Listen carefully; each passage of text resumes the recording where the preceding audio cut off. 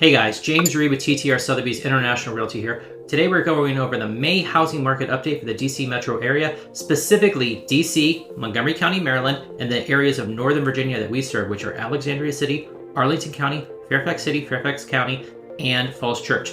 We're going to go over the leading market indicators for this area, as well as what it means for you if you're buying or selling. We're also going to cover a key metric that no one else is covering for whatever reason and what that means for you moving forward. So stick all the way to the end for that.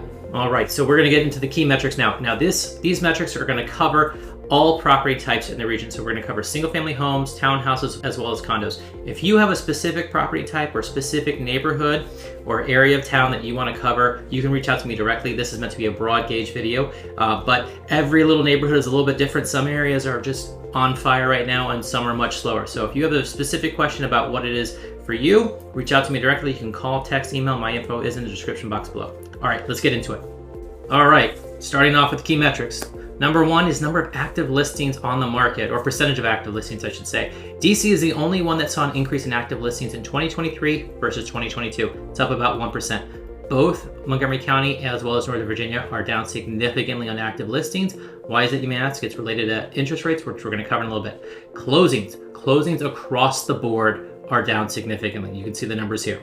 We're going to days on market now. Days on market, we saw an increase in days on market in all three jurisdictions. DC was leading the way, which tells you on average how many days for a property that sold did it take it to sell from when it listed. It's at 42 days in DC. Montgomery County, Maryland, and Northern Virginia are both at 18. All of those are increases over last year. As you can see, there's significant increases over last year. So then we have to say, okay, we've got less houses on the market. We've got less closings on the market. The inventory is sitting a little bit longer. Well, how strong across the board are they selling, right? What is the original close price, or what is the close price to the original list price? What's that ratio look like? It's actually very strong. DC, it's at 99%. So if it's $1 million property, it's $990,000 it's going for on average. I'll get into that a little bit though. It's not completely true.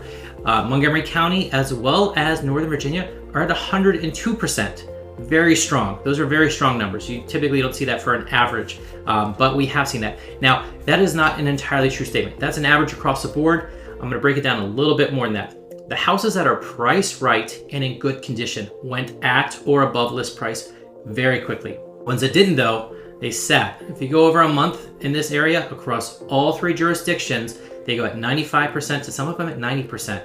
So houses that are not priced well, that have aspirational pricing, sellers that think for whatever reason it's still 2021 or 2022, and their house condition is not good or great, they are getting a big dose of reality right now with buyers. They are not going for it. Those houses are sitting.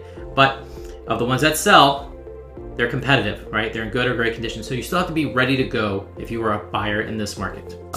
In terms of supply, months of supply, what do we have? We define, this is good to tell you if you're in a buyer's or a seller's market. You may know the answer already that I'm alluding to. Typically, nationwide, you consider a seller's market or buyer's market around 6 months of inventory. If it's under 6 months, it's a seller's market. If it's above 6 months, it's a buyer's market. In DC, I go at 4 months. We've historically had a much stronger housing market than the rest of the country. With that being said, DC is at 3.5 months of supply, which is an increase over last year. And Northern Virginia, as well as Montgomery County, Maryland, are at 1.3 months. So basically about 5 weeks of supply. It's a very strong seller's market in those areas where DC has seen some softening. Now, I'm not totally surprised by that. If you look at what areas got hit the hardest during COVID, it was DC, then it was Montgomery County, and then it was Northern Virginia, which fared the best. So I'm not totally surprised to see that right now as things are recovering back to a normal market. But DC has the most amount of opportunities available for them versus Northern Virginia, which you just have to be ready to go. Montgomery County, Maryland is still very competitive as well, but DC certainly has the most opportunities for a buyer in this current market. Now, where are we at with mortgage rates, right? Because people keep complaining about mortgage rates. Well, mortgage rates last year were at 5.27%. This year, they're at 6.43%. So that is, in my opinion, contributing to the lack of inventory. Say you're a seller in this market. On average, most of the mortgages in the country are at 4% or less, according to Bloomberg. So why in your right mind would you leave a low interest rate mortgage and upgrade to a property in this area and pay more money? I mean, most sellers are saying no to that. So that's why you're seeing less of an inventory. And I predict as rates eventually come down and inventory increases, pricing here will go up. So if you are a buyer and you're sitting on the sidelines right now, you're just waiting for the housing market to fall, I don't think that is a winning strategy in this market. I think that you need to be able to afford what it is today, because tomorrow, in my opinion, it will be more expensive. All right, going to the metric that no one else is talking about that I find very important is the percentage of cash deals in the market. Cash is king, they say. Well, who buys in cash right now? Builders, developers, institutional money. There are some people who invested back in 08, 09. They bought some condos. They got a lot of equity. They had renters. They've been able to sell those and buy new properties now in cash. So you have some average investors doing that as well. There's also family money at play, and there's some people who are they're just wealthy. Let's be honest. They make a lot of money at their job. They've saved up. They can buy in cash if they so wish. That's not always the case. And you see it a lot in DC with developers and builders going in and buying out old row houses, keeping the facade, gutting the interior, keeping the historic designations, and just making a profit, a great profit at that, renovating these old row homes in DC. We see it some with condos. You see a little bit with single families in the area. It's a lot more expensive to knock down a property and build a new one. A lot of risk too at that. Where row homes in DC, there's just a lot of opportunity right now. So cash deals going on. Historically, it's about 1 out of every 6 deals, 1 out of every 7. In DC right now, it's about 1 out of every 4. In Montgomery County and Northern Virginia, it's about 1 out of every 5. So there is a huge influx of cash deals going in the market, and there's a lot of opportunity for investors right now. And as we mentioned, properties that are sitting on the market a little bit longer right now, they're getting a discount. So cash buyers aren't necessarily paying full resale price. Now, there is an opportunity if you have the ability to reach out to sellers directly, which I have done for clients very recently, even this week, where I've had clients who have very specific criteria, want to be in very specific neighborhoods, and there's just no inventory. I've been able to successfully reach out to sellers directly and get deals moving forward for them. So if that is your case, feel free to reach out to me directly. I can help you if you're looking in specific neighborhoods as well. All right, key takeaways from the May housing market update. First off, we have low inventory, and that is related to higher interest rates. That being said, good properties or great properties that are priced right are moving very quickly and at or above list price.